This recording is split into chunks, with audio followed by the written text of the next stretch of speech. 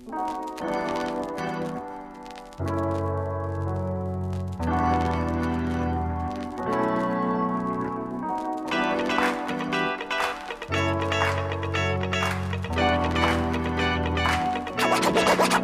straight out of Ecam.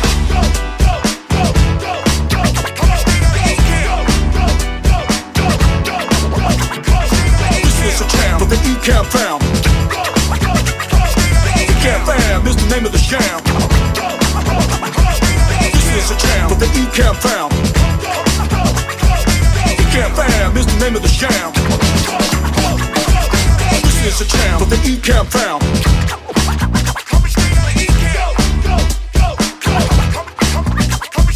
This is a jam for the Ecam fam.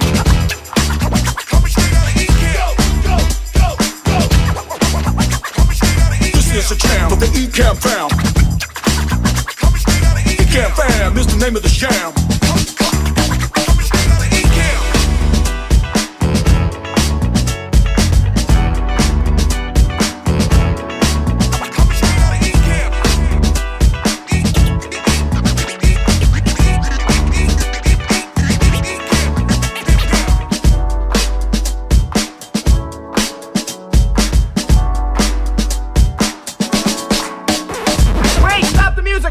Hold it, stop the music! Ladies and gentlemen. Ladies and gentlemen. Ladies and gentlemen. Ladies and gentlemen. Ladies and gentlemen. Can I please have your attention? Now showtime, are you ready? Are you ready for start time? Let's find out. Ready, let's go. What it do, peoples? What it do? Welcome to the demo. As you can see, I'm back on the home turf for 2 days. I leave again Monday to go to Denver to do podcast movement. But hey, we're here right now. And thank you. Somewhere out there in this world, there is Paul and Luis. They're going to do the demo next weekend. So make sure you come and enjoy all of that good. Have fun hanging out with Paul and Luis. I will be in the air.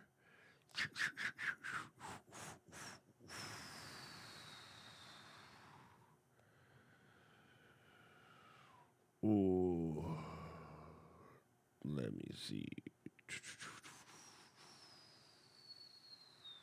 Here's a good question. Is there an whoa? Come on, comments, do your thing. All right, comments is being weird. Let me try to do that. Oh, nice. I love it when that happens. Comments is being weird. Let's see. How can I do this? Let me do a Command K to break the cherry. Does that work?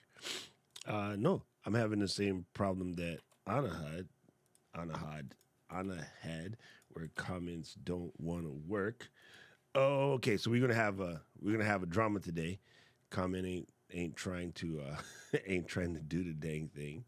So we're gonna ignore it. We're gonna knock out. We're gonna pretend it's all good in the hood, even though really weird, but it happens.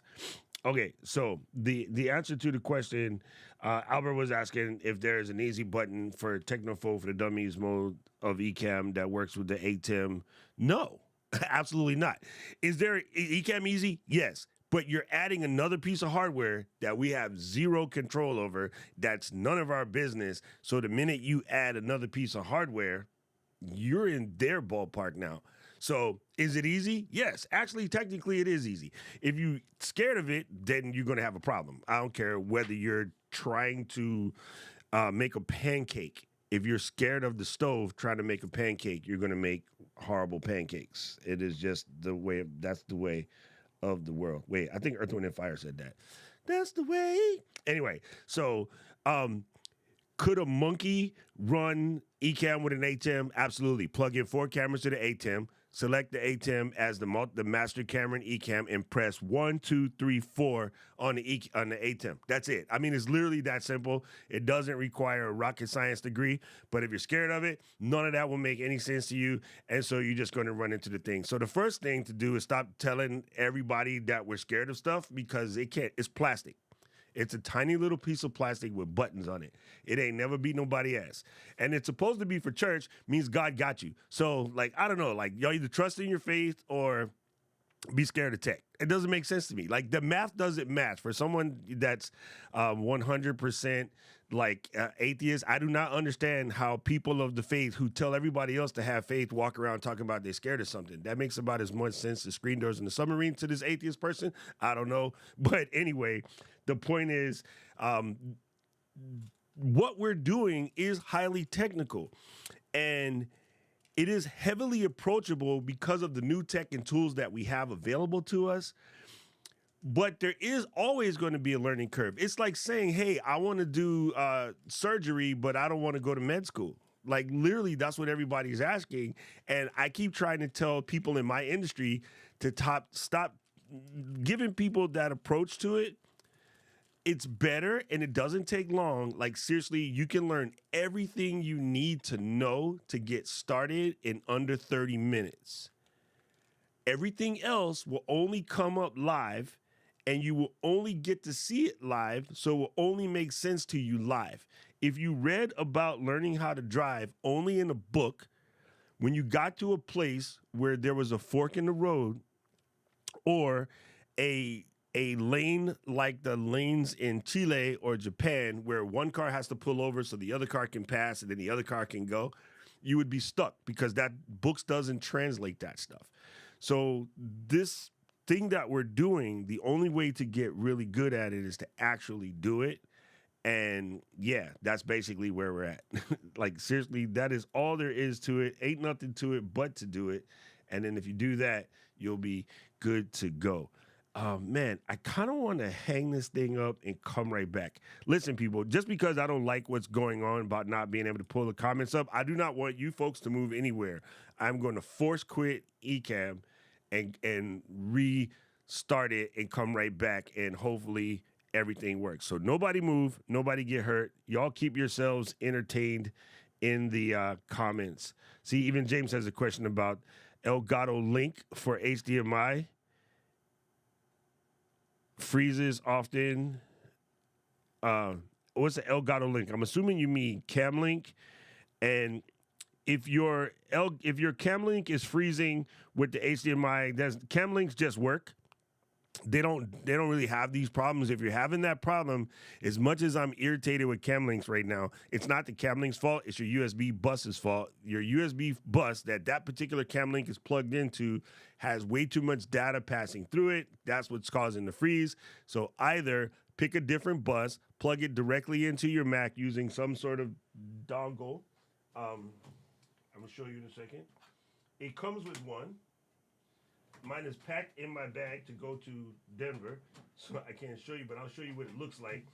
It comes with a dongle that looks like this, but it has a USB-A on this side and a USB female on this side. Use that to hang it off and plug it directly into your Mac, run the test, and it'll probably never hang. So that means that your hub or your switch or your wiring doesn't have enough power, and that's causing that problem. So while you guys think about that, no, Andy, it's not a rant. Those are facts. If you tell me how whatever I said was infactual, I'll take it all back. But those are 100% facts. It's not a rant. Please don't call it that, because that gives people the opportunity to assume that that's my opinion. It's not my opinion. It's purely factual. The only way to learn this is to do it live.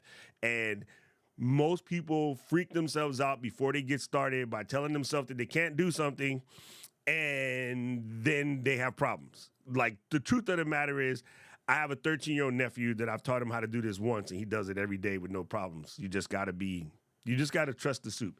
Anyway, be right back. Let's see what happens. We're going to command option escape. Booyaka. The Shaolin and the Wu-Tang could be dangerous. Tiger style. Tiger style.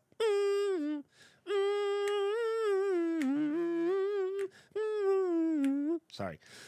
See, you guys don't even know. Like, this is how much. All right, I want to explain one more thing, and then we're going to dive into the demo. This is how much practicing I'm not even trying to be funny here. I'm dead serious. Practicing your craft and knowing what you're doing and trusting in the soup works, okay? I didn't just quit Ecamm and reopen Ecamm. I quit Ecamm. I shut the machine down. Shut it down. Shut it down. All the way to off.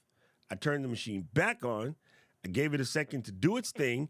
and then I clicked resume, and it works.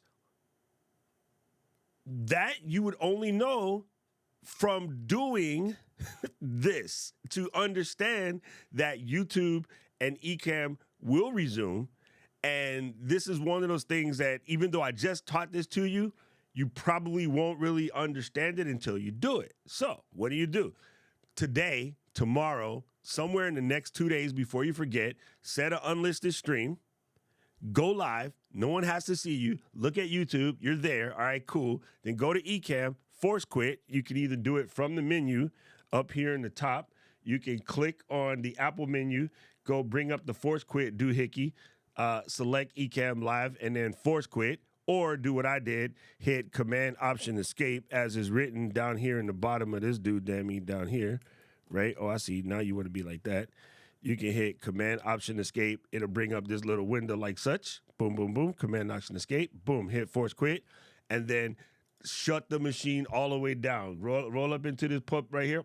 And then hit the shutdown button. As soon as it's off, turn it right back on. All of us that have M something machines, your reboot time is under 10 seconds. And then just come back in. You'll see where it says resume, press resume, and you're good to gravy.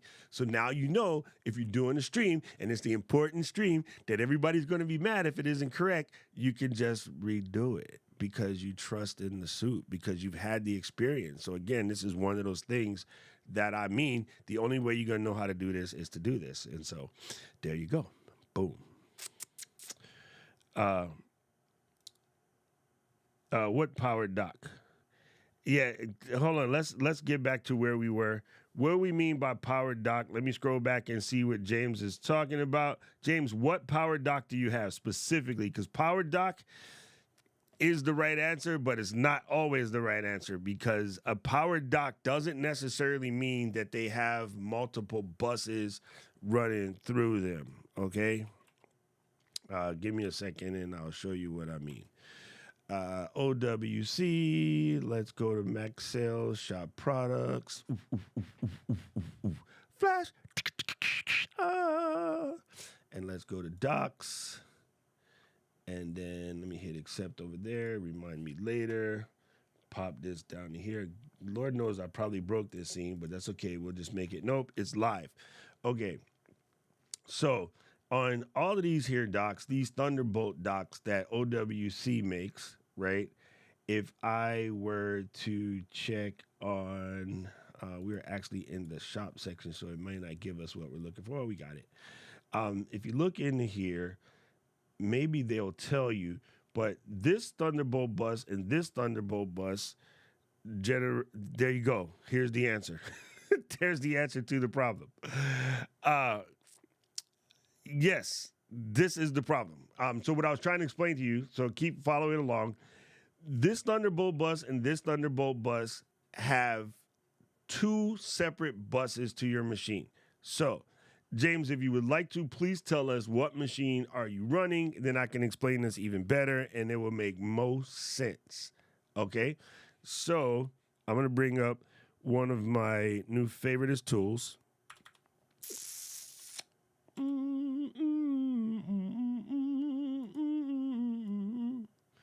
All right, so now I'm going to press this, Google Chrome. I'm going to switch it to Freeform, and then we're going to pop out the demonstration situation. All right, so we're going to come down here. We're going to drop in the Mac. All right, here's your Mac, right? We're just going to let it be the Mac for today. And then we're going to come over here. We're going to bring in the dock. Here's a dock, right? We're going to make the dock a different color. Let's go gray. Okay, so from your Mac to your dock, you're going to have a line that goes like this, right? This one is going to be the single Thunderbolt connection going to here. Inside your Mac, you will have, on a smaller Mac, you will have two Thunderbolt buses and two USB buses, right? All right. So, when you plug something into the Thunderbolt bus like this, it gives it a own separate brand new lane, right?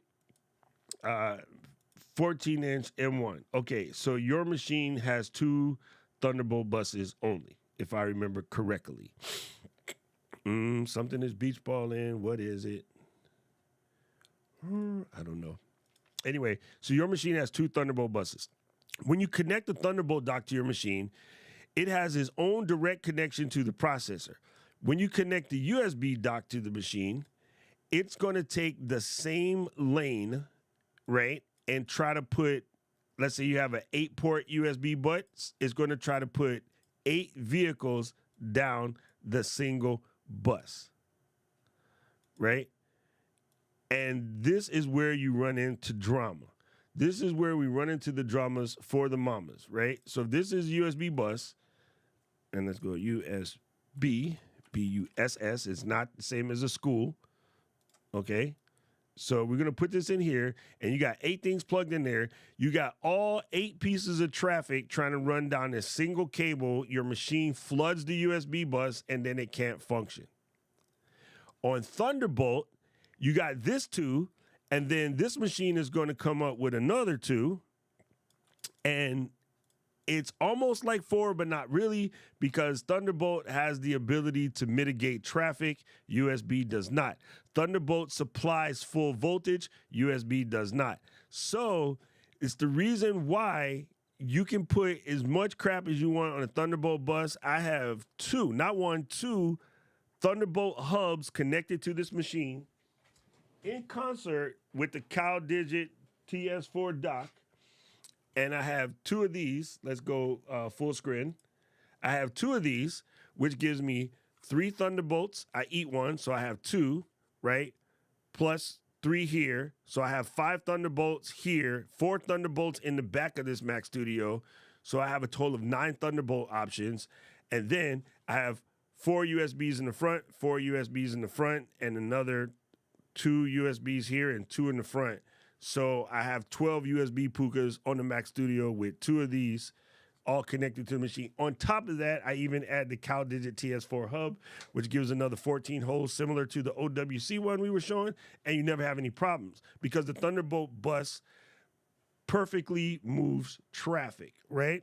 So let me show you something. Let's see, OWC. THUNDERBOLTBUSSEXPLANAITION. Bam. Gangster. Boom, boom, boom. OWC had a really good article on their thing. Let's do Rocket Blog. I think that's what it's called. And it will help you understand this because this is where everybody gets messed up is people don't understand that the USB bus, when you just buy a cheap USB hub, you're literally buying an extension cord. And just like plugging in electrical items to your machine, if you just use extension cords to power a bunch of stuff, you are still working with that 15 amp, 120 volt plug. So if you plug 30 things into it and you overpower the 15 amps, you're going to blow up. That's the exact same thing that happens with the cheap USB hub, powered or not. Powered helps, but it doesn't really absolve you from doing the right thing. So that's the reason why you're running into this drama, James, is you want to do it powered, and if you can, get a grown folks dock, and it will solve the problem. It really, really will help you solve the problem. Let me give you a link to some articles right here because I don't want you to walk away not edificated. So there's a link to a bunch of articles on here that you can check out that will really help make this make sense even deeper. But I think this is where so many people get themselves stuck. Like, it explained why a Thunderbolt hub is better than buying a USB dock. And everybody goes, but I don't want to spend $120 on the Thunderbolt hub. Well, cool. Then you just want to have problems. I mean, like, these are what I mean by some things you cannot just get past because you have feelings about it. So, yes, this is another good article that everybody should read up on. And I'm not expecting, this is again one of those things where people are like, I don't want to know how to know. I don't need to know all of this. Yes, you do. Yes, you do. You need to know why, smoking will give you lung cancer, so you don't want to smoke anymore. Like, it's just one of those things. But the one I was looking for is next page. It has a picture that shows you the different lanes and explains why they're kind of semi pain in the butt. Hold on, let me see if I can find the exact one. This is another good article right here. Yeah, hi Tati, I see your comment popped in just now. Yeah, I think this is just one of those things that, a lot of people, they want to skate by on this stuff and then they don't really understand why it doesn't work. But before we start, not to just, get everybody on the understanding that it's not just Ecamm, right? And everybody else, well, Ecamm doesn't know how to do this. Ecamm, like, it's not us. Some of this stuff is system related. You are running a Mac and you are running a Mac OS, but you would run into the same problems with any other app because we're dealing with something on a hardware level. And yeah, hardware is hardware. It just tends to be the thing. So I think it's important, like, not to just have the car and get in and turn the key and drive back and forth. You should understand how tires work and you should understand how the oil change works. Otherwise, your car won't last very long. So there's some basic knowledge you're going to have to commit to the fact that I have to know this stuff. You just have to. And there's no, like, I just want to press an easy button and just skate, It's like, I want to be a parent, but I don't want to change diapers. I don't really understand when people come up with this stuff. But anyway, that is just me. I am done. And now, Andy, I'm ranting. Where's Andy? Okay, let's go. And let's get into this. But you can't run a MacBook Air. Yeah, thank you. You see what I mean? Like, it really doesn't matter. Okay, James, great question. All of these are the same.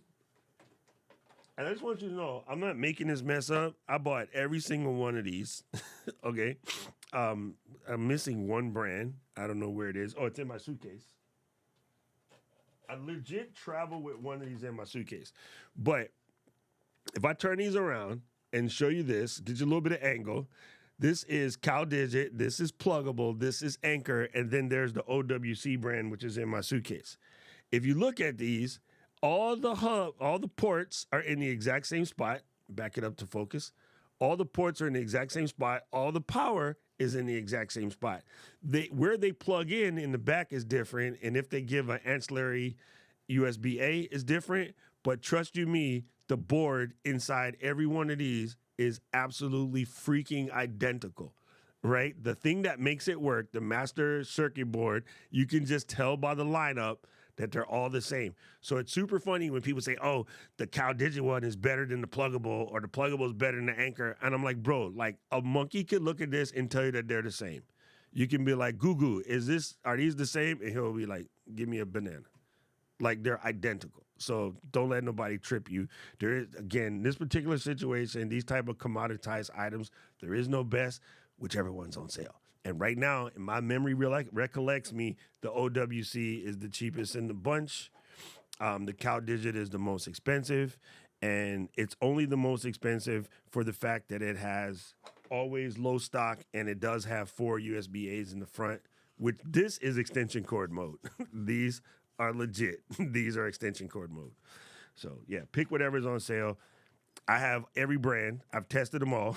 They're all good. They're all good. Just grab one. Grab one. Boom, boom, boom. Okay. Thanks, Andy. I appreciate you, bro. All right, we're going to talk about some demo things today. I wanted to, my buddy Matthew O'Brien was just doing the stream a minute ago, and he was trying to show off, I can't spell thunder. Man, it's funny when your brain gets stuck like that.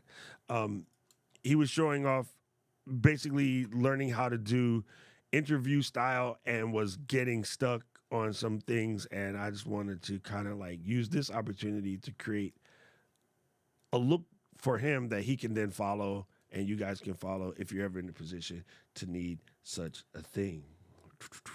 Here it is. There you go, James. It is on sale for $1 $1.29 over here on the Ams and Zons. Boom. OWC 5-port 60 watt. You see that? That's the key element in this conversation. Beat it, Adorama. The key element in this conversation is 60 watt charging. That means it has enough power to keep you going. It comes with a 110 watt power supply, if I remember correctly. That really gives you a lot of power to do all the things you need to do. And yes, people, another thing, I'm gonna get off this horse, but it's just funny because, James brought it up, so blame James. The reason why you guys should stop buying $29 hubs, they don't have proper power management. So you are going to plug in something that you dearly love and it's going to blow up because you decided to plug a, $1,000 camera into a $20 hub and it doesn't have good USB management. And you're going to see a spark and then a problem, power management. You're going to see a spark and a problem. So I don't know why anybody and their mother would get a $3,000 computer and a $1,000 camera and then be like, I know what I need to plug all my stuff into it, a $30 hub. That makes about as much sense as screen doors on the submarine. I'm just saying, I don't really understand that. Please don't do that. Stop doing that. Stop what you're doing because I'm about to ruin the image and the style that you used to. Tatiana. Okay, here's my favorite. All right, this is my absolute favorite, and they might be too big for your studio, but you can use this as a beginning set. So I have, let's go here. I have, boom. Let's go KRK. Hey, get back over here. Come here. I have KRK Classic SB5. This is what I got. I got the Raider Nation edition, which are these, but you can get the smaller version of this, which would be SB3s. KRK, let's just look up the 3s right now. I forgot what the first number is, but they're just 3-inch. They're smaller. These are the bomb. Look at that. Super cheap. 156. So it's going to cost you 300 bones. Those are 8s. Damn. These are 5s. 5s are 124. They weren't 124 when I got it. Man, where's the 3-inch suckers?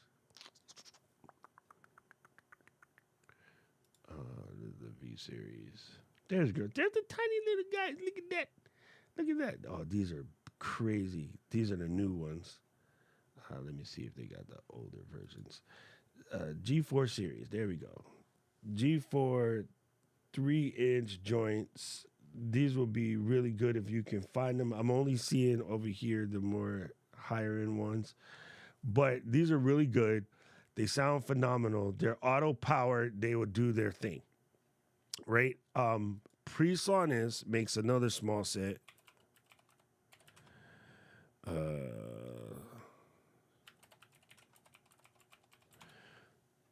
All right, so here's the reason what we're doing. We're not just going to buy speakers. We want monitors, right? So the BT4.5 or the BT 3.5 will be good. Where's BT? Here's BT 3.5 right here. Near field monitors with Bluetooth, right? So if you want smaller ones, not like crazy loud, you can get the PreSonus 3.5-inch Iris. It's going to cost you $130, and these are going to be fine. Okay? And he's stupid.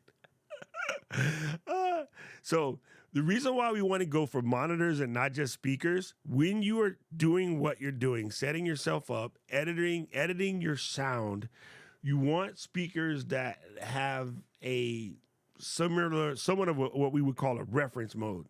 They're designed to be just at a certain EQ that when you start to EQ your stuff, now that we taught you what EQ is, when you start to add that little bass or put these, compressor and stuff on, you will hear what the sound is and not what the speaker is over reproducing. So, for instance, if someone tells me that they edit their podcast wearing Beats, I can guarantee you their podcast either has too much bass or too little bass. Why? Because Beats headphones are over bassy in the first place. So if you're editing your podcast wearing Beats, I guarantee your podcast doesn't sound right. And it's not that Beats are bad. Beats are dope when you're listening to Dre, or Beats are dope when you're listening to Drake. But beats are not good for reference editing because they've been over styled in the first place. It's like buying Prego, which is over sweet and over flavored, and then trying to doctor that sauce. Prego is a horrible starting point. If you're starting with tomatoes and basil, carrots and onions, and you made your own sauce, and now you got a nice baseline sauce, and then you added the stuff to turn that into an arrabbiata, or you added this to turn that into a marinara, or you added this to turn it into a stracciatella. You started with a base level sauce, a base level bechamel. These speakers are the equivalent. Anything that says studio monitors and you're picking it from a music brand like Yamaha also would be a good brand. Any of these guys are base level bechamel speakers. They will sound perfect, and what you add on top of them will not like overly flavor your sound. So if you wanted to go and get something like the PreSonus or the Yamaha, I personally like KRKs. That's the answer. That's the answer. Which is the exact ones you have, Luigi? The PreSonus, Iris, 4.5s, 3.5s? What the word, Big Bird? Anyway, so Tati, that's your answer. Go into here. Let me give you the 3.5s. I don't think they sell 3.5s much anymore, so that's why the price is super cheap. Or they just dropped the price because the 4.5s are coming out. This might be, man, at $89 for the pair, this means that this has been like refurbed or something, which is not a problem. So there's the PreSonus 3.5s. Tati, 89 bones. And then, what the heck did you just click on? Edifiers are good. Whatever. So also double check to see if you're getting a pair. Some of them, that's the answer for singles, and you have to buy two. I'm not really a huge fan of edifiers, and not that they're bad or anything, just not my squeeze. To me, KRK is life. If you really want to go crazy, then you can definitely buy some higher brands than the three that I'm talking about. I'm gonna assume Tati's not gonna go Psycho or any of these. Oh, I know what the difference is.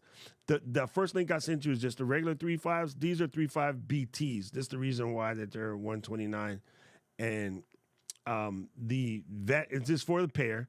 So the advantage of the BTs is they do have Bluetooth. So when you're not doing your live streaming or editing, you can also you can play your audio books out loud in the house. You can play your music in the house, and you can make it all sound good in the hood. So this pair is actually the better pair for the simple fact that it does have a Bluetooth connection so that you can use them for when you're just feeling like listening to some Ecamm Combo. Tu me hiciste brujería, bruja, bruja, brujita, tu me hiciste brujería. Sorry. Oh, okay. We just doing live demo Q&A today. Who else got something sick to talk about? These are great. Oh, yes. Yes. From our store, George, we used to sell all high-end stereo audio equipment, June and I, and both stood for buy other stereo equipment.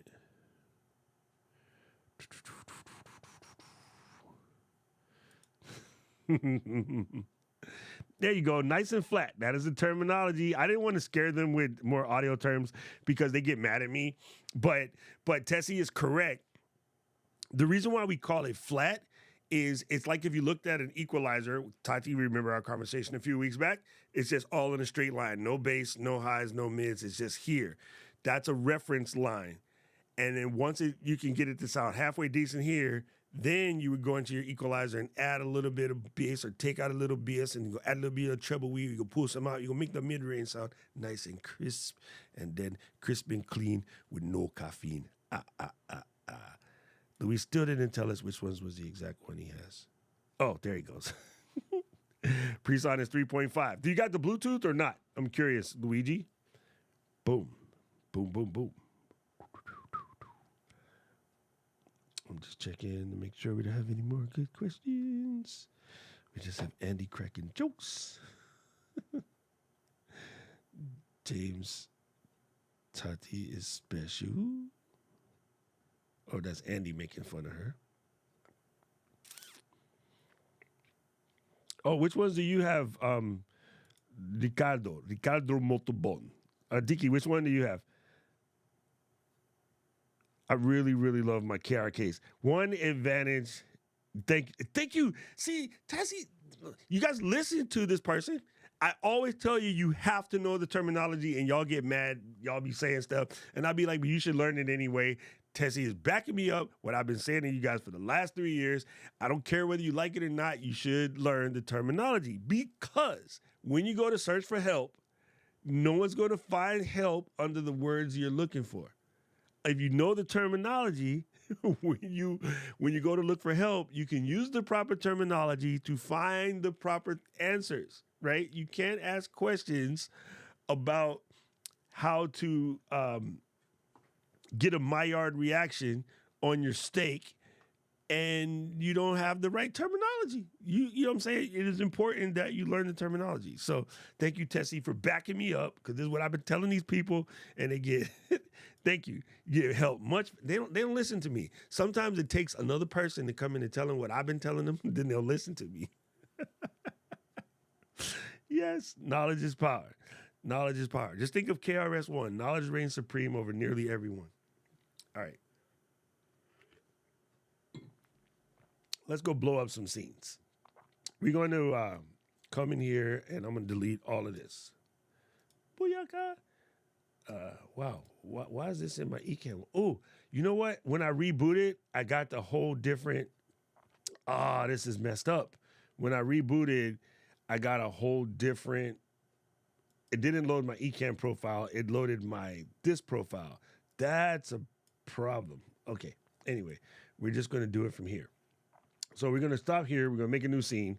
And then normally when you guys come here to make a new scene, boom, this is what you're going to see. You're going to see blank, and this is what you want. If you don't see blank, come into your preferences over here in the Ecams and make sure under the video tab, when you do default source mode, you set it to blank. That is the answer. That is what you want to do.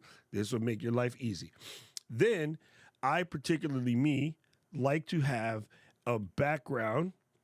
So I have this folder called Ecamm Assets, and then in here, I'm just going to grab a background and I'm just going to drop it in. Now, this is going to put it in the current scene, which is dope. But when I go to make a new scene, it's going to go back to black. And I will attack, and you don't want that. So just so you can understand that this is a whole separate scene, I'm going to drop in a graphic just so you know that it's there. And then when I go back here, you'll see there's the background. Here's the graphic. So if I go here, pick up this background scene situation and drop it into show in the background, nothing visibly happened here, but when I go here, bam, the background is there. You know what I'm saying?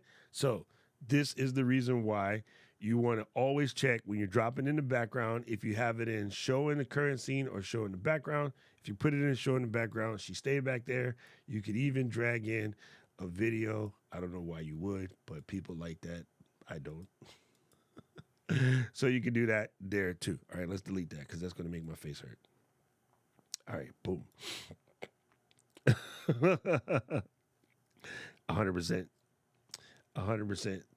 All right, so we're going to go to here, and my thing, which I like to do, is I like to work with my camera switcher, which is down here. Grab the camera that I want, drop it in. As you can see right here, it is bringing in a square. We're going to pop this to squircle. I'm going to take my border width and set it to 8. That's what I like. Take my corner rad, set it to 18, because that's what I like. And then I'll leave the border color the same, and then just grab this and then biggin it a little wee bit here. So we're going to go and pin this to the corner, pull it out to right about there, and then slide it over till you get a blue, like it. Hold down the Option key to crop or duplicate. I'll bring in the next one, and then boom. And yes, for my Jamaican friends, you guys know what the next one is. Yeah, the next one Anybody ever seen the world's gigantic rocket book? This is a gigantic rocket book. Boom. Isn't that sick? With a pen holder. Yes. You can even stuck the highlighter in there. I love it. Now you guys know. Type of stuff I spend my money on. You know, it's funny. The CalDigit TS4 is technically only a problem for the M1 notebooks. There's a weird thing that they do, but other than that, they're gold. All right. So now we got this set up. So if I was just doing a talk where I needed you to see like why Rocketbooks are dope or whatever, I could come in here. I don't have any Rocketbook markers, which I should get, but you know, I can write something down like this, and you don't really see it, but I can give a little angle twist. Oh, that's just, there you go. Now you can see what I wrote. So, you know, you can do your overhead shot here, you know, you can have whatever, but then you might want this also to be another people. So you might want this to be a guest in that situation. Hey, spammers, should we answer the spam call? No, we won't do that. I like to string them along because they're idiots. Anyway, so I got those two. Let me go ahead and throw on some text overlays to make this look dope. So there's a little T. We're going to hit that, and bam. My text box just landed across the other side of the screen. That's cool. So we're going to come in here. Bam. Why are you typing in all caps, dude? Okay. Shift enter.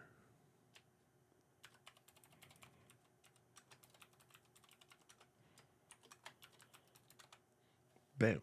All right. So you guys know my drill, right? Take the first one, and this is my numbers. You can use whatever numbers you want, but this is what I use. I'm going to start it at 64. I'm going to take the second feed and put it one step down. Boom. That's what I do. I'm cool with the math on this. The margin is a little bit large, but whatevs. I'm cool with that. I can leave my line height and kerning alone. I am, however, going to take the text here and switch it to white. My crayons went all the way over there. Go back to my set, and then take this bottom. That's cool. Take this one right here, and let's go for that. And then take this one right here, and let's go for that. Bam. Now we all set, right? Now, what I like to do also is take this. Oh, this font is all wrong. So let me select the whole thing, and I'm going to pick on that. Whew. Why you do that? And we're going to put this one on thin. There we go. And this one on regular. Where's a regular we? Boom. And we're going to take this one, and we're going to put it on bold. That'll work. We're going to call it a day. Bam. Add it. What you know about Keychron keyboard? What you know about Keychron keyboard? Yes, it is. It is a K8. I love this keyboard, by the way. And I know what you guys are thinking, like, good Lord, Doc, that is obnoxious. Why, yes, it is. But let me show you what we're going to do. We're going to bring it down to its roundabout how I want it. I'm going to call it that. I'm going to drop it right chunk and go a little bit bigger. The margin is a little thick, but we're going to leave that there. I'm going to pull it here and then yank it out to round about 80%. Actually, I want to go a little thicker than that. Bam. And then round about 80%. This is just what I do. Find my center. Gangster, gangster. Right? I like to drop it a little bit. Drop it low, low. Drop it like that. So it pierces the center text. And then I'm going to go gangster, gangster. This is a secondary cap set, though. The cap set is also from Keychron, but I bought the cap set after the standard Keychron. Damn, you're pretty good. If you knew that that was a Keychron, even though I changed the cap set, I'm going to give you credit for that, JJSC Tech, because that's pretty gangster. It did have the great keycaps on it. I just switched it like 2 months ago. All right, so now that I'm pulling it across like that, what I want to do is go ahead and get my doohickeys. I'm going to grab me some logs. Let me see what I got up in this piece. Ooh, child, things are gonna get easier. Wow, I don't know why my brain is like tripping today, but it's probably because I have been literally just got in off the plane, slept a few hours, and then came straight to do this with you folks. I'm going to get in trouble for what I'm about to show you because this is not exactly how you would do it, but we're going to make it work like this anyway. Don't yell, Eden. Sorry. Because this is not the correct logo. But I could take that, drop it in here like such. Boom, boom, boom. Gangster. And then take this, camera E. That's going to be my guest. And then I'll click on this pencil here. Hey. Edit my text.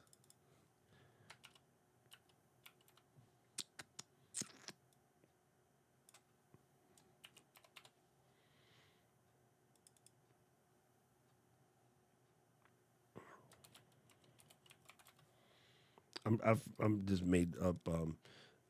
I just made up Eden's title because I forgot what it is, but it's longer than mine. Just saying. It's not as simple as mine. So, oh,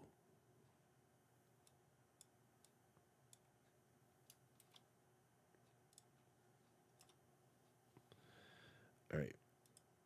Bam. Oh, I missed the space.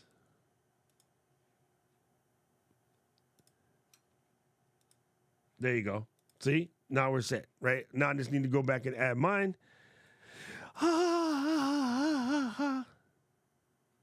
Yo, people, you guys have no idea exactly how tired I am. After a 12-hour flight and driving back to Boston from Amesbury and returning to rent a car and chilling in the airport for 2 hours and then flying back, I'm exhausted.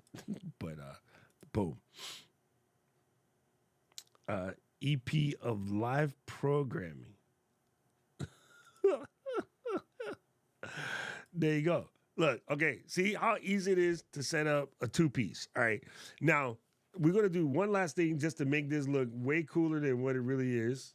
Man, I'm about to mess up all of my scenes in order to teach you guys this. So tomorrow, there is no stream for me tomorrow, so we won't worry about it. I'll fix it when I come back.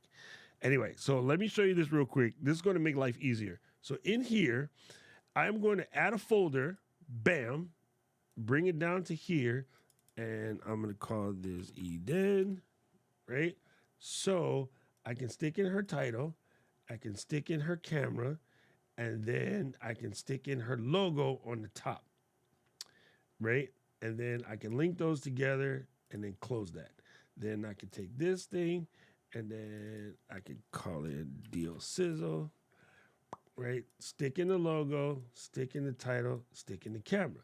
It's important that they stack that way because if I stick the logo under the, where'd the logo go? It's under the title. It has to be proper. If I stick the camera on top, I lose half of that, right? So it's very important that you pay attention to the hierarchy and then go like that. And then now, see, look, this is so much cleaner, right? These guys are all linked together. And then when I dip, if I pick this up and move it, it come with. You know what I'm saying? Unfortunately for now, they don't all scale together. And that's because that is a challenge, but it's being worked on, right? We have a 2-man developer team. I know you can do it in Photoshop. They have like 1,000-man developer team. I do. That's why I'm messing it up right now because I do have my profiles backed up. Boom. Andy is correct. What Andy is telling you guys is once you got everything all dialed up, what you want to do is go to profile here and export the current profile. If I do this, it's going to take long because I have a lot of stuff in my personal profile. But yeah, that would save your things backed up. And then you end up with some folders that look like this. You see this icon right here, right? Where it says Ecamm Profile. Then you could just double click that. It'll put everything back to natural. Boom. So it does make your life a heck of a lot easier. Okay, so on this scene, I'm gonna name this pow. I'm gonna name this Doc plus guest, and I'm going to make a duplicate of this, and then we're gonna do a 3-up.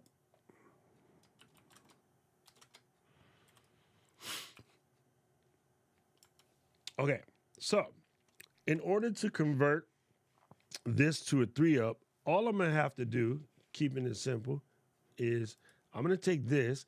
You, in theory, could just make this like mad small, and then what I would do then is stack these, or I could just delete it and put it back. Sometimes I just cheat and stack, and then make them even like that, right? So you can do it like this. This is one way to do a 3-up. And then I'm going to drag copy this.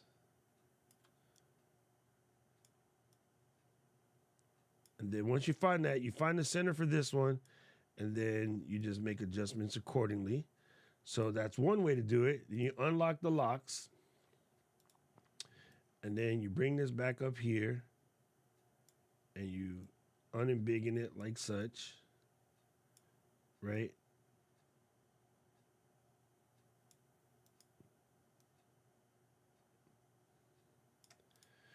And then take this one. Here's what's cool. It's super easy to size things now because we have the matchy-matchy situation, right? So then I can put that there. And then take the last person and matchy-matchy.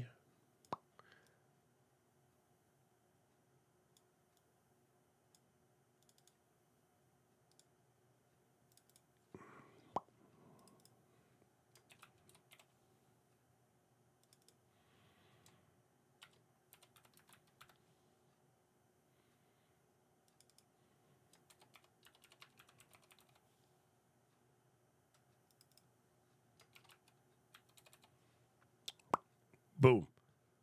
Super simple. It's super easy to go from a single up to a 3-up or whatever, right?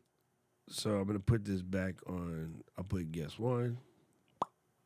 There. So that's an easy way to turn that into a 3-up. Let me hide my things, make sure everything's even. Looks even. Gangster, gangster. And then, of course, you would go back in and turn your locks back on. I would take this copy of Eden and change it to say pow. You know what I mean?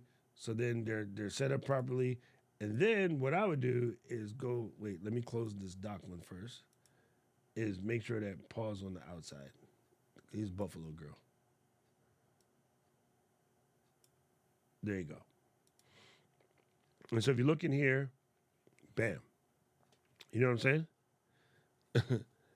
Hey, you know what? You and Paul could call right now. We're good. So I would just grab one more thing is I need to grab this one. Hold the Option key again. Ooh, they're all connected. I forgot about this fact. Let me undo that. So all I want to do is take this one, copy, paste, take it out, drop it into the Paul folder. And then now, wait, I got to undo this. Undo this. Uh-oh, he lost it. Where's it at? Oh, it's in the back. Stick it on the top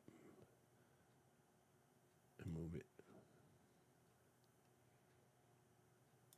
So when you get lost, when you lose something, just check your hierarchy. Make sure that you're gravy. And then put it back. You don't have to sweat it. Look for any loose things that don't belong. And it would be this one. I can 86 that. There we go. Now we're clean. Now we're clean. In the scenes list, what Tati said. Lock all elements in the scene. Yes, you can hit this. So now it's all locked, right? These I'm going to go back and I can't even lock them because this is locked, right? So if I dip out, if you, let me start right here. If I try to lock these, you can't see it. You should get a warning that says the scene is locked. However, if I unlock the scene and then lock this and lock this and then lock this, now it's all full lockup. Nothing's going to move. Nobody move. Nobody get hurt. Nobody move. Nobody get hurt. Like we're all square now, right? Now we're in there like swimwear.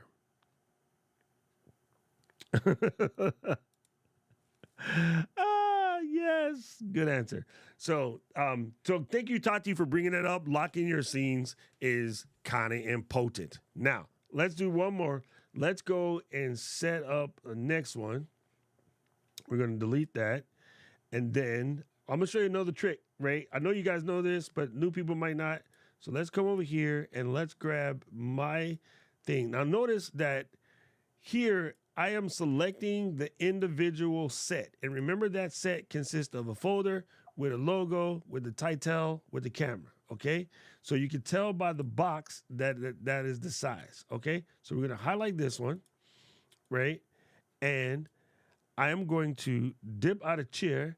If you look up in the edit menu, hit copy. You guys know what it really is, Command-C. So I really just press Command-C, but I don't want y'all to freak out. What kind of shortcut key is that? Same in every program. Boom, hit paste. Bam, what? That's simple. It's in there, and it's in the exact same spot, okay? But now what I'm gonna do is I'm going to transmogrify this into classic wide 16 by 9. All right. So I'm going to move this over here like such. Find my little box corner. Where you at, box corner? It's not letting me find it. There it is. There's my box corner. Then I'm going to find my halfway mark, which is right under the speaker. Back it out a little bit. Look, I use this real estate icons up here to help me size things because I just guesstimate. You could also cheat and throw in a grid overlay, but I'm going to use the edge of that icon as a thing.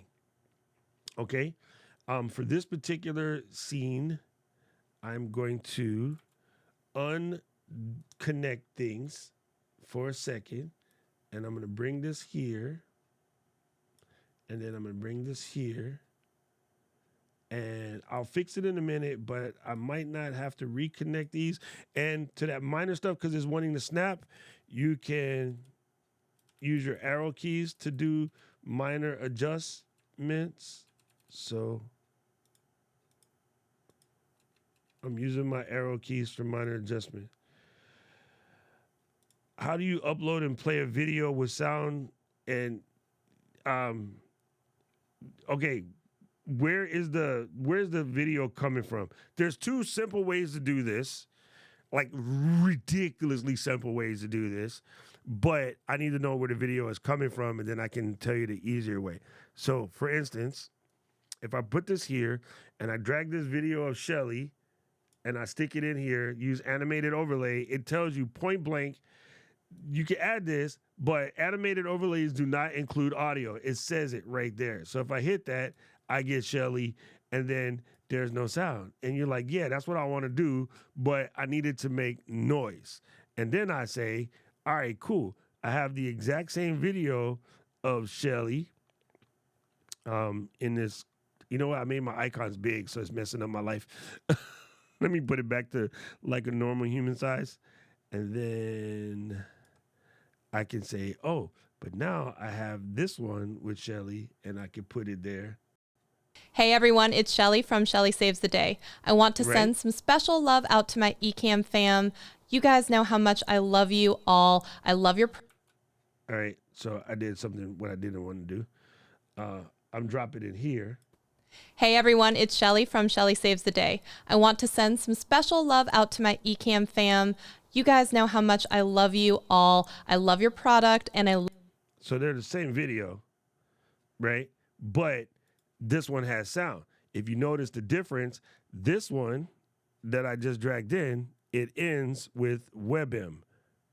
Ooh, don't press that button, press this button. WebM, W-E-B-M, WebM. This one ended with MP4. Where's your head, Shelly?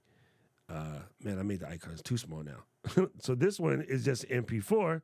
This one converted to a WebM. So converted to a WebM. It definitely makes them sounds like that. But I got an even easier answer if you tell me where the video comes from. Christian knows the answer. Shutter encoder is the answer. But I'm still waiting for Passion to tell me where the video is coming from, because if I know where the video coming from, I can make it even easier than that. But anyway, let's remove Shelly and wait for Passion to get us a comment put back in. And so now I got this guy right here. It's all locked up. We're going to go ahead and boom, call it a day. And I hope my math is correct. I got a next one. Bam. And then got one more next one. My math isn't exactly correct, but hey, we can cheat.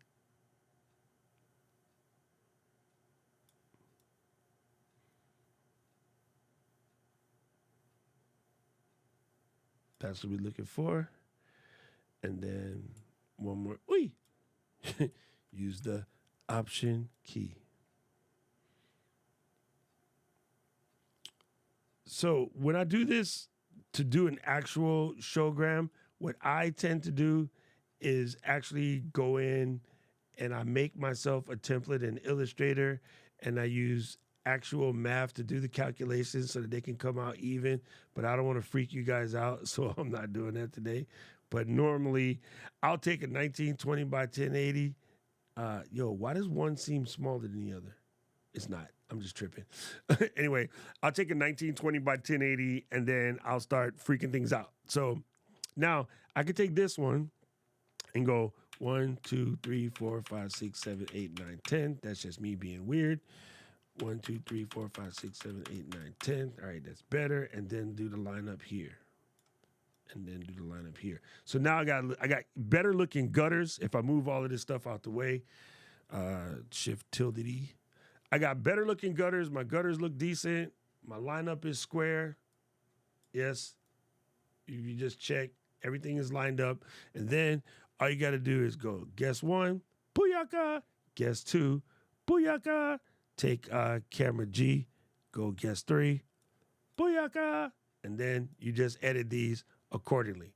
So easy peasy, cover greasy. Now listen, I don't want to muck with this, so I can take this one, turn it off, go back to the scene above, and just select the Eden Lube piece and the graphic, that's the camo, hit Command Copy, go to this other scene right here, hit Command Paste, and then they're good.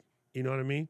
So I can delete this one, move this in position based off of the bottom one, and then move this. So you don't even have to recreate the wheel.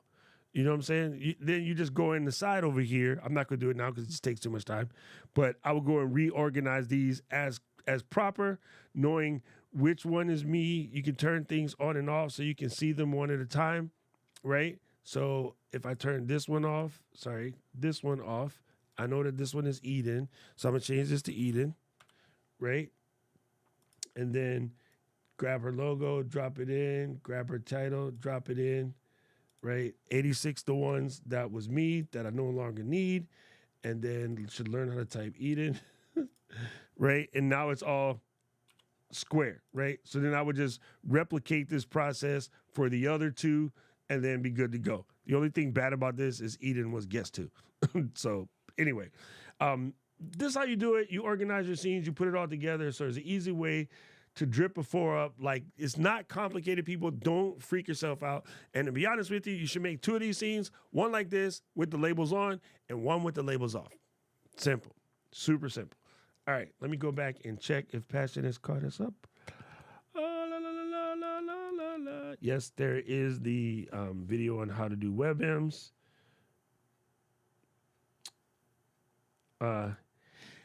Handbrake does, because you guys always got to try to make up your own. Handbrake does. Shutter encoder is free. You should send a donation to the developer. It's also easier, right? Handbrake completely does it. Shutter encoder is easier. I think, in my opinion, Shutter encoder is faster, and it's also free. So just use Shutter encoder.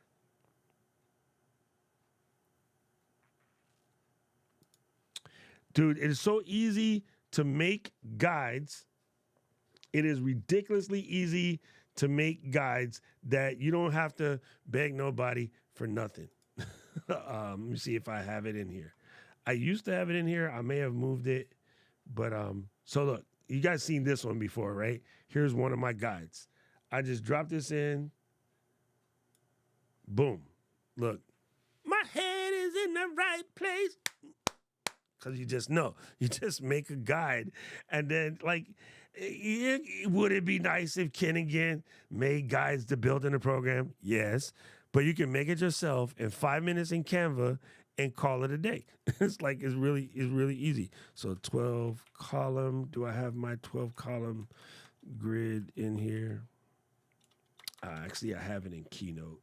So if I go here, hit Keynote. Did I keep it? Did I keep it? Oh God, this is how old this is.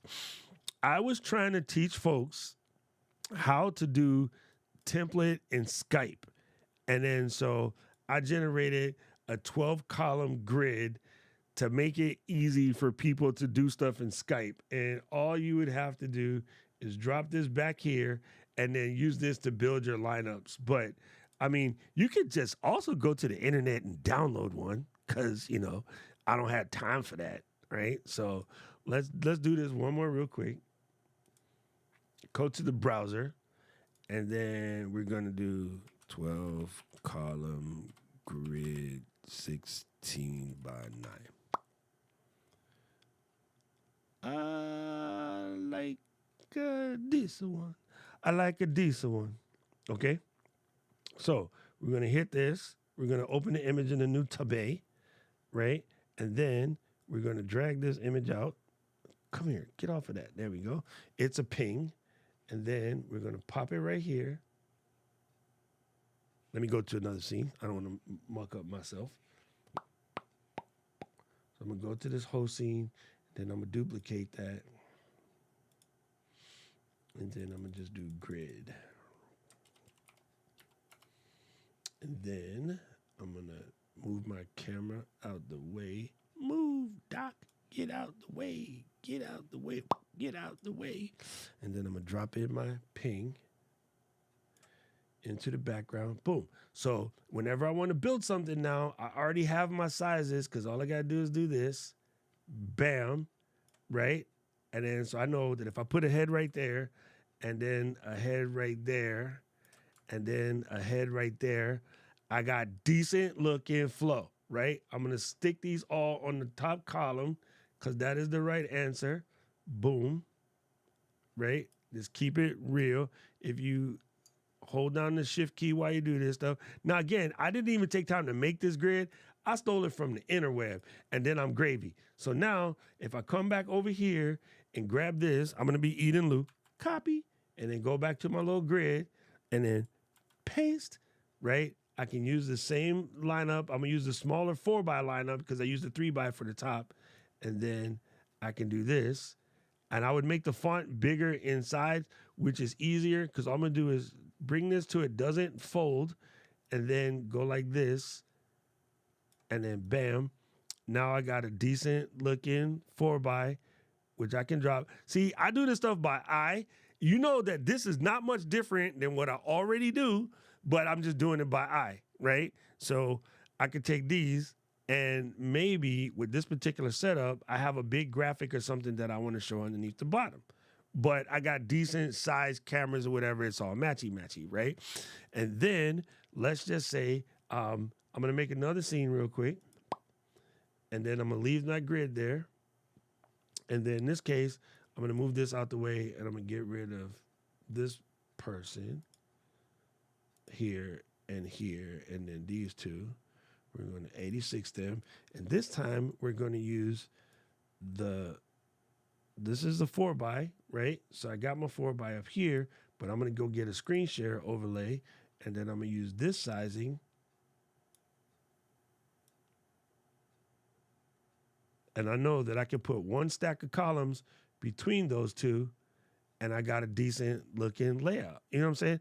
So you can just go get a grid from the interweb somewhere and call yourself gold, And then I had a perfect template size for sharing, you know, and then I could even take my camera, pop it on the liquid one, right? Come down to this size. Oh, I'm in custom right now. So I'm gonna take my camera, make it even with the liquid one, put it up here. And then take this, make it match the liquid one. In this case, I would realize you can't read that, so I'll just 86 that because they probably already know who you be by this time. And then just take this and pull it out to the next size. Bam.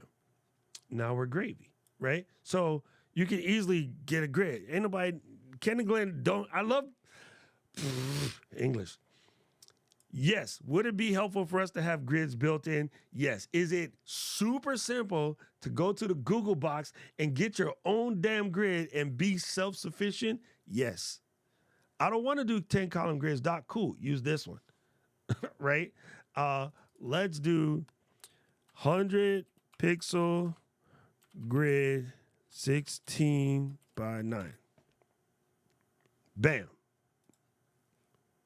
Like, it exists. It all exists. Another 16 by 9 grid, wiki columns, gangster, right? Like, this stuff is too easy to solve yourself, but I swear people just like to have things. Yes, do I want it in the program? Absolutely, but you don't need it. Just go get one. Put it as the background, and you could even, check this out. Let me grab this one. Let me see. This is not even the full 16 by 9 image. Neither is that. Let me click that one. That one is. Let's go image in a new tab. Boom, looky. That looks about correct. Drag it down. Drag it in. Boom. In there like swimwear, right? So I'm going to leave that on the top. I'm going to go back to this setup here. I'm going to delete all of these. I mean, I need none of that.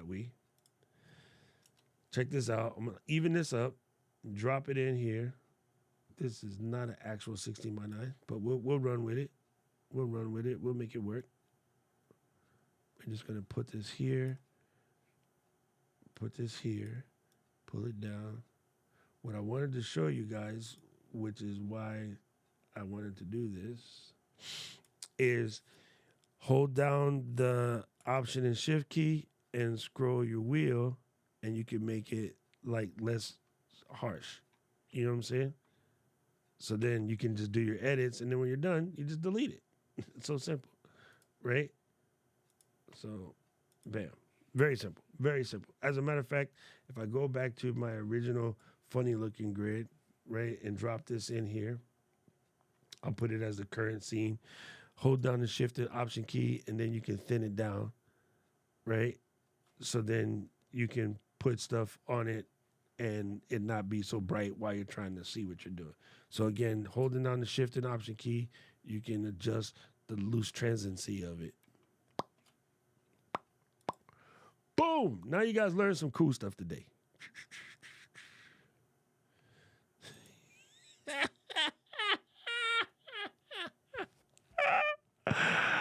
Oh, I'm just saying, it's so easy. It's so easy. It's so easy to. Actually, I do want to move my grids too. I mean, my guides too. So check this out. See, y'all be messing with me. I'm going to show you something that y'all don't even know about. If I click on this, I have an application called Pixel Snap. Booyaka. Pixel Snap Wii. Hit your shortcuts. Check them out. You got your global hotkey. Command-Shift-F turns them on, right? And then you have your little tolerances in here. To add a horizontal guide, you got Shift-H. To add a vertical guide, you got, where did it go? Oh, Shift-V. And just to do distances, you got these two, right? All right, cool. Let's dip back out and tell Eden to stop triffing. Boom. See this? It freezes my image on purpose, but it actually is measuring pixels so that you can line things up, right? So if I want to, actually, let me escape this real quick. I was showing this to somebody the other day. Let's come here and let's go and grab a camera. Buchaka. Let's grab this And let's go 16 by Nizine. Wow. And then on this particular one, we're going to kill the borders, kill the corners, and then embiggen it like such, right? Because we were talking about how to do a vertical video and leave Ecamm in its normal format and set yourself up. Boom. So I turn on my little doohickeys here, and then I hit a Shift H. I can move it to wherever I want. I'm going to call that the center, and then I'm going to hit a Shift V. I'm going to put that there. Hit another Shift V. And then I can move that there. And then now I know what I'm doing, so I can build accordingly, and everything's all good in the hood. You know what I'm saying? Right? So now my guys are there. They're there. They don't transmit to the broadcast, right? So if I dip out of live demo mode, they don't transmit to the broadcast, but those lines are where I can see them, so I can do my whole lineup. So what's doper about my tool versus what you guys say, I can actually leave them on during a stream. So if I wanted to pop in something on the fly, I could just dip it in there and I already know where it go. You know what I'm saying? Because I have my guides live guides, no effect on the program, right? And I can get my measurements to be accurate AF. So if I bring this over here, I can see that that's 25 pixels and this is 26 pixels. So it doesn't mathematically math out, but if I wanted to, I could escape that, hit that, tap it over 1 pixel, gangster. You know what I'm saying? Raise the roof. Raise the roof. Boom. What illustrates my point? Jeremy, what is your illustrates my point? Where did Jeremy go? Jeremy didn't make no point. Jeremy just being funny. And Passion ran away, asked the question, and ran for the hills. Anyway, let me show you guys. Boom. All right, so let's put this over here. And I don't know what kind of trouble Eden and Jeremy are making for me, but I wanted to just show the other way to do a video because Andy brought it up. I'm going to go to the dashboard, YouTube.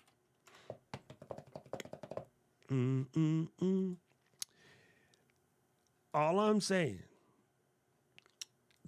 around these here parts is that so many folks want us to pick up. Add a whole bunch of stuff to the program, which is cool, except the program will get so big that it won't function the way it functions now. And almost everything people ask for, not all, but almost everything people ask for already exists with a little thinking. Anyway, so I'm going to take this video here, and you see it in the browser, is Adrian's face stuck. I'm going to highlight this joint, right? I'm going to get the watch. I don't want the whole playlist. I'm going to just get the watch. Actually, I don't want you to freak out and think it's hard, so I'll just grab the whole line. I'm going to copy that, and then we're going to go back to this scene here, and then I'm going to paste it. But even better, I'm just going to take it here, mess my whole scene up, move this out the way. Watch this. I'm going to grab the Earl and just drop it like it's hot. I'm trying to pick up on this. I'm hoping that Owen and Rach can point you over to the... So, to Passion's question, even easier than all of what I just did, it's just, if it's coming from YouTube, it exists online, just drag in the old page of webs, and then you're good to go. Look, you can even hit that. You can even hit full screen, and then you the fact that we're running this again. Adrian yourself until you blue in the face. So super simple.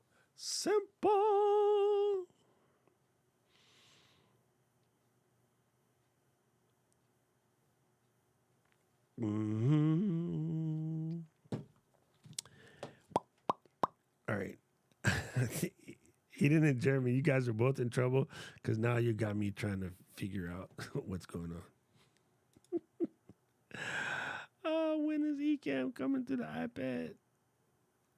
Oh, Pixel Snap. Yes, Pixel Snap. Boo. Here, watch this. Check this out. This is what's so gravy. Bye, Adrian. Check this out. This is what's so dope about this program. PIXELSNAP, PAP. Then I can just go like this, and then I can take the URL and bam, drop it like it's hot. Oh, they use a transparent background. That's funny. It looks white on your browser, but they use a transparent background for their scene. Anyway, if you don't have SetApp, how much does Pixel Snap cost? It costs $39. See, this is why you buy SetApp, because with SetApp, you get all of this, right? Right there, Pixel Snap, SIP, Downy. Ooh, don't use that word. Permute. You got all of this, right? And you pay one thing, and you get. Ooh, let's install the update while we're live, because Doc is crazy. You get all of this for your low fee, and you have everything. It's like just tons of apps. You got whole collections built around SetApp. You got AI Toolkit, Designer Set. This is where a lot of my stuff comes from. I use this GIFOX. I use this Pixel Snap. I use SIP. You guys all see me use SIP. This is my color management tool right here, where I have all of my palettes, and I just did an update, so it needs me to re-enable it. But yeah, it's all in here, right? It's already there, dude. Just stop tripping. So you know what I mean? So all my color palettes are here, right? When I need new colors, it's all. I mean, all of these tools that I all use, they're just part of SetApp. So it's all boom. Look, you got speed cut for cutting images out of background. We don't really need quick lens because we got this, right? But that's just the stuff that's in the design section. If you come over to the creator toolkit, you've heard me talk about this particular app, and how to find duplicate files is this app right here. That's in. I mean, and again, all of this is in there. I think it's like $10 a month, and yeah, you shouldn't run a Mac without it. I'm just saying. I don't think. As a matter of fact, did I get keystroke from here?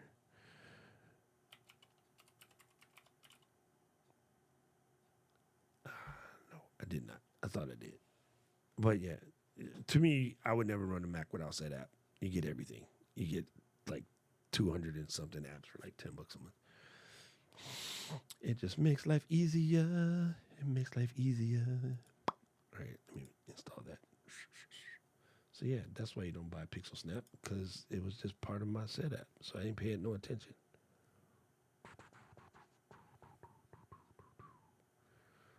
Ooh, they got new text-to-speech gems in here. Gangster. All right, what did Tati say?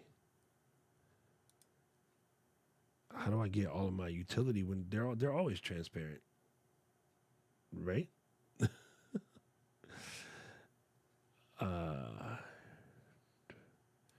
The question is, Ecamm is a content creation tool, or is it a world-class source aggregator and streaming tool? It's a content creation tool. It's content. Hey, yo, what's up? Good to see you, fam. It is a content creation tool. I think it's where everybody get it twisted. I'm always preaching that I want to get rid of the word live, because I think it scares people into thinking that we only do. Oh yeah, Paul, you almost made me forget the docrock.live/setapp. That's the trick. What's the difference between sticky and snappy with overlay alignment in the general tab preferences? Good question. I don't know. Let's find this out. All right, let's 86 this. Let's use a different camera. It's going to put back the same camera, so I don't know why I did that. Let's put a border width. And let's just call it that for now. And then we're going to go squircle. See, y'all going to get mad at me when I say this, but this is my frustration. It was working the way I needed it to work when I first used it, so I didn't touch it. So if I got to the position where I needed to find out if I like it better sticky or snappy, what Doc would do is come in, grab another one, and see that it sticks when it hits. Okay? So when I drag it, it sticks there for a second and lets go. So that's sticky. And then I would flip it to snappy and it jumps into position.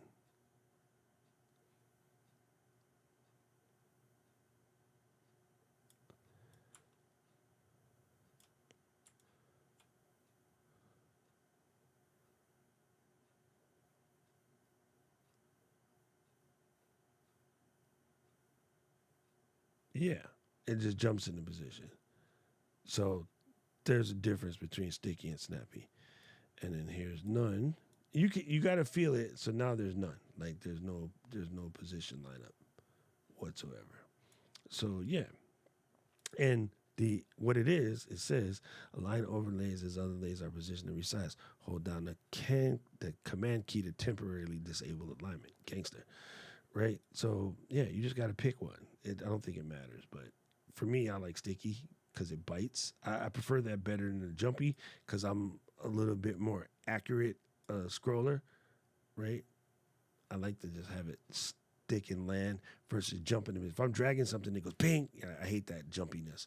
So that's what it is. But yeah, Tati asked a question that I'm sure a lot of people ask and nobody else asked, but I don't even know. And I use the program every day. But you know how I found out? I just did it. Now I get it. Now you know. So, like, just don't be afraid, people. You can't break anything. Your windows are gray. I don't...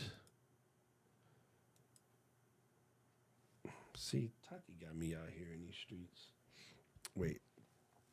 I have never, ever seen gray windows. So, let's see what happens if you go...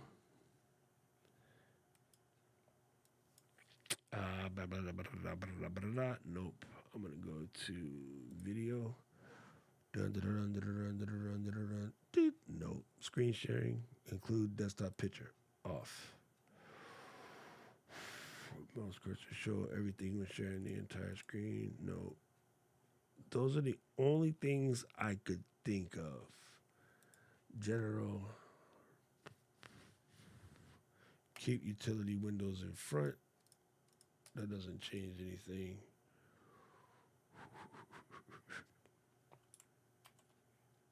Nope.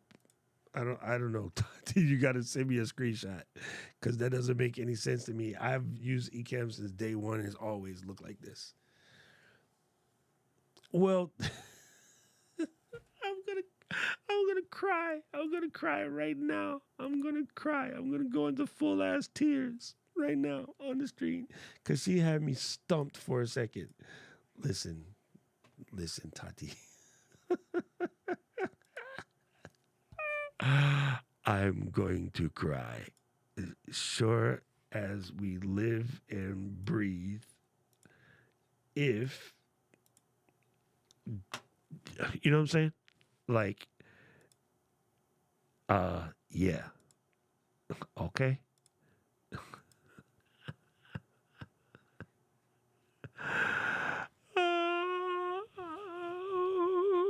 You know you make me want. Ooh, look, cool ones. Come on now. Why are my utility windows gray? Because it's a 50% transparency over white.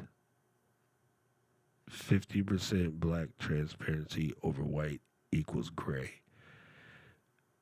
Color science. 50% transparency over taupe, extra taupe. 50% transparency over magenta, extra magenta. 50% transparency over red, red. 50% transparency over gray, darker gray.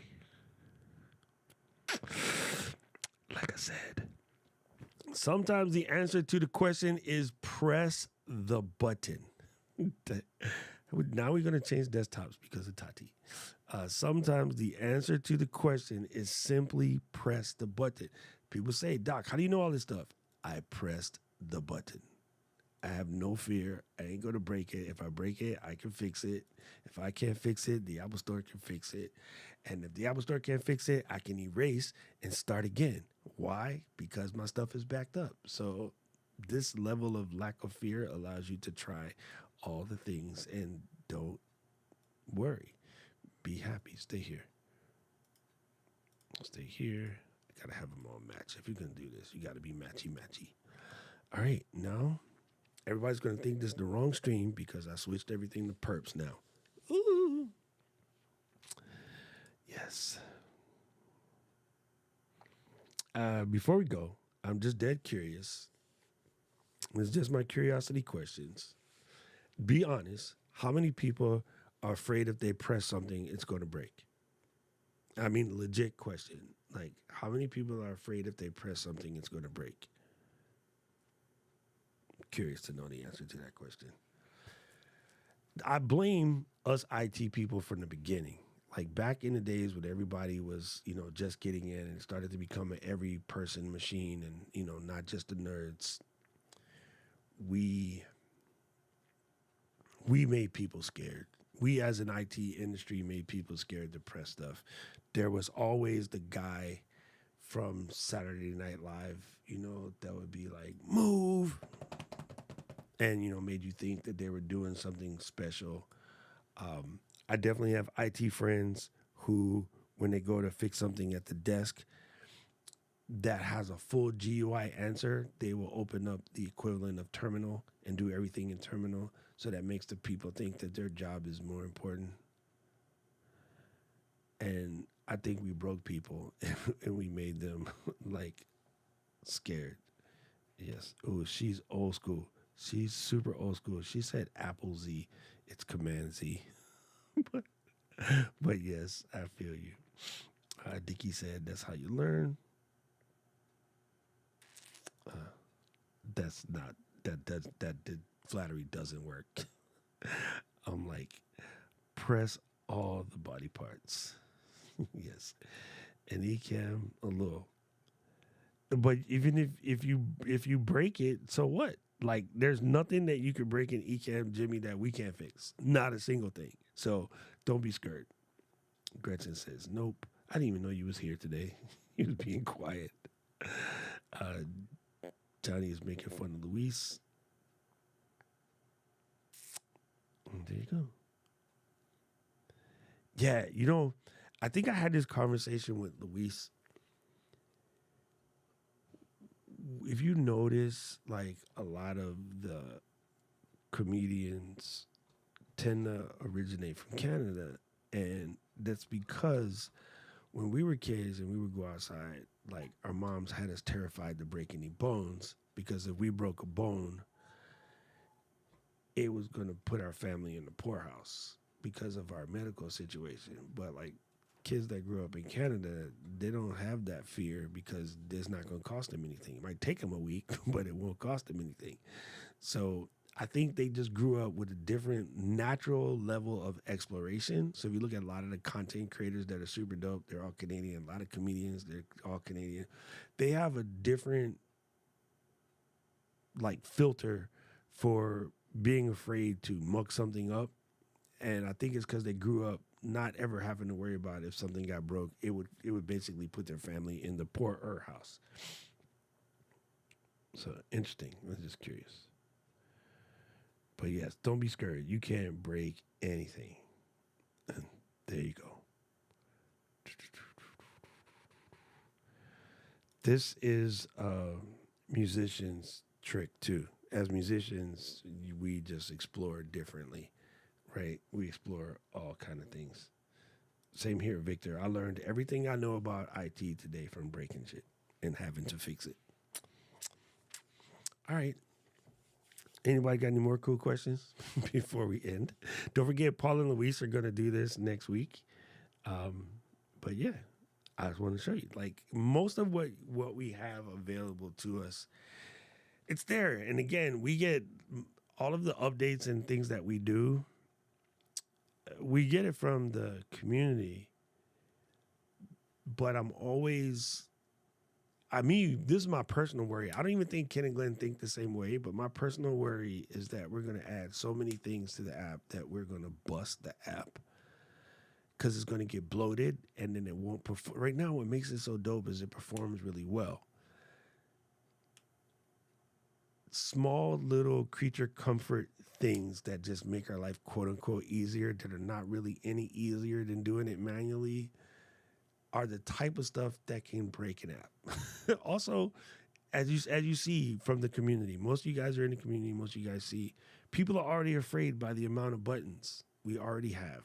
And we're wanting to add more buttons. Like, I am super jazzed with the new, like, this new text overlay stuff and how we can get into the background and we can do all of this. I am super jazzed by all of this. But I still think that it makes the text box. I'm glad that they put this stuff in a different box, but there'll be a whole bunch of people that don't even know where to find it because it's in a different box now. I'm glad that we got, like, kerning finally, because I hate fonts that don't match, But yeah, I don't want to hear people screaming that, oh, it's too hard, because that always messes me up, because I think Ecamm is so simple. Coming from Wirecast, Ecamm is so simple.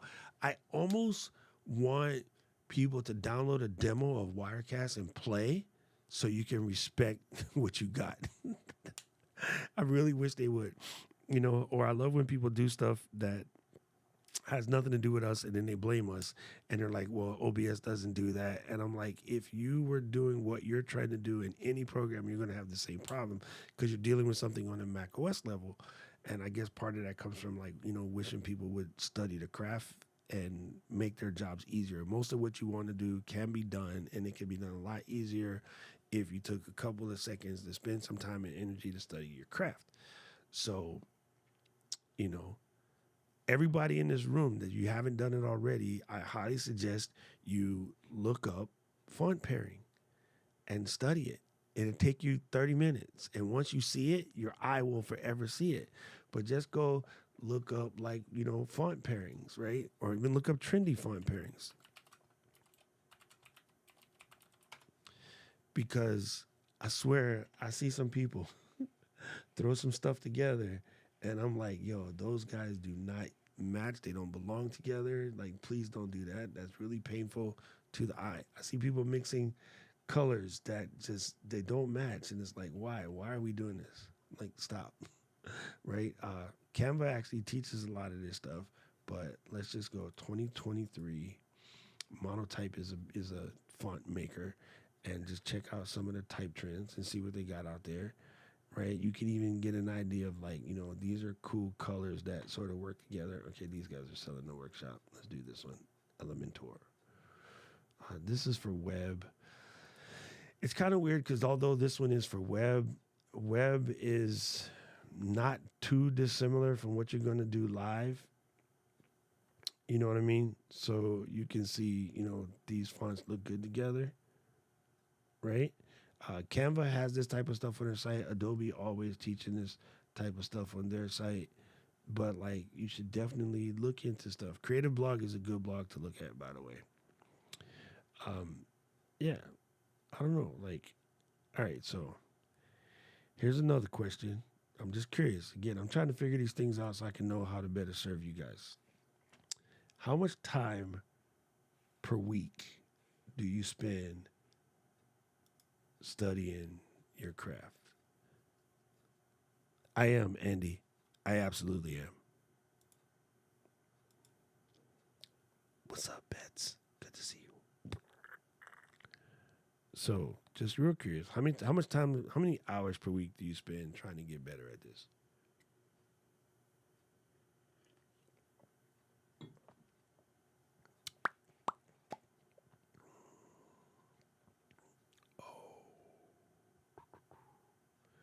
Yo, these are some good ones. What's up, Albert? There you go, Tati. There you go. So, do you make a list for yourself as to this is what I want to work on, or do you just hunt and pick? Good answer, Tones, and good to see you, bro. That's a good answer. An hour a day is about all you need. Some people don't have a whole hour. Yo, you can spend 15 minutes a day, and you would do fine. Spending an hour would make you better quicker. Doing as much time as Tati's put in there would make you better quicker. And it's evident in what Tati's doing. Watching her step her game up, like it's evident. For the people that I've seen pick it up, it's evident how much time they spend getting better at it. It's all the people that I've seen stay stagnant for the last 3 years. Yeah. There you go. And this is the answer. What James is telling you is the answer. Make your list of things. Like, you know what? Sally does a good job of this. Sally said she's going to give herself a year to get better at this one particular thing, right? So last year she picked Ecam as a whole. She spent every day getting better in Ecam for like a year to now she's pretty well wired. You know, some people, it's like, I want to get better at audio. So they just spend crazy amount of time. But I'm agree with James. I think it's better if you have an area of responsibilities list of this is what I'm going to work on. I'm going to work on getting better at graphics for like 2 months. And I'm going to spend some time every day trying to figure it out. I'm going to get better at audio for like 2 months. I'm going to spend some time every day studying that. I'm going to get better at production or, you know, the post-production or the pre-planning or the show flow or interviewing, whatever. I think I agree with Jimmy that you want to definitely give yourself a list of execution tasks and like kind of stick in that arena and then sort of study it. Boom. This is me. This is me 100%. All of us deep brain people, yeah, that is us. Not listening to you, Paul. Anyway, fam, that is it. Don't forget, next week, Paul and Luis are going to be here to do it. They're going to show you all the cool things. And, yeah, that's it. I will see you guys next week. Yeah, my brain hurts. I'm super done. I am exhausted. I have to work on my presentation for Podcast Movement today and then wash clothes and repack. So it's going to be fun. Yes. Boom. Enjoy yourselves, people. If you guys need anything, you know where to find me. And, yeah, just follow all of the streams. I'll be everywhere next week as I'm in Denver. Mile high. Appreciate y'all. Aloha. Oh, do I have I don't even have the right setup. Oh, okay, we're going to make one live. We're going to do it live. All right, get rid of that. Get rid of that. Boom. Hasta la pasta. I have to say that. Hasta la pasta is Saya noodle, Aribi goat cheese. We're going to go color. Here, let's do this so you can see. Color, none. Text margin, fine. All right, cool. We're going to call it that. Border, no. Border, none. And then we're going to do this. Yep. And then we're going to do that. Yep. Boom. And bigging it like such. Find the centaur. And then Andy's stupid. Oh my God. Andy, you're killing me today. Andy was like, sing out all of the outro. Let me see where this is.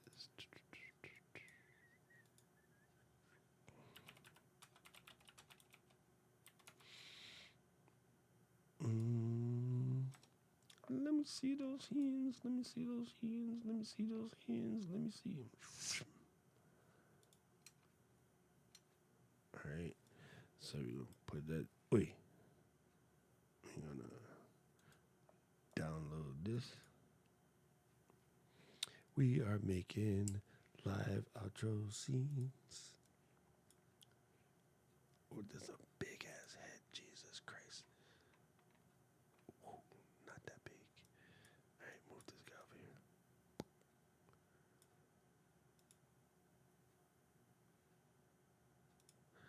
then find the Ecamm fam song and then drag it in.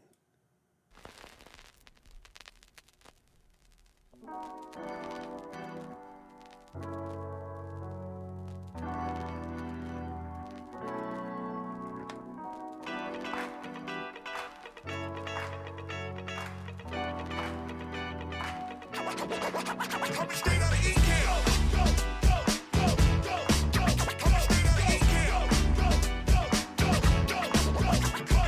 This is a jam for the Ecamm fam.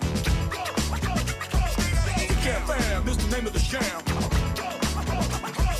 This is a jam for the Ecamm fam. Ecamm fam is the name of the jam. This is a jam for the Ecamm fam.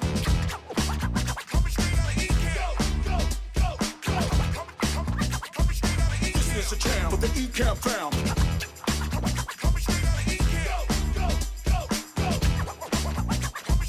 This is a jam for the Ecamm fam. Ecamm fam is the name of the jam.